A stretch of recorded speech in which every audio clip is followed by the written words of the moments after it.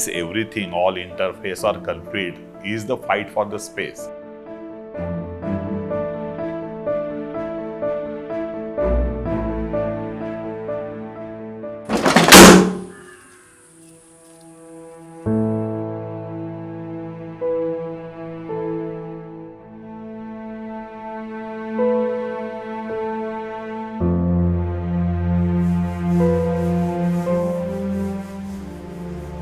Only if they could speak, we could observe a live communication happening between them.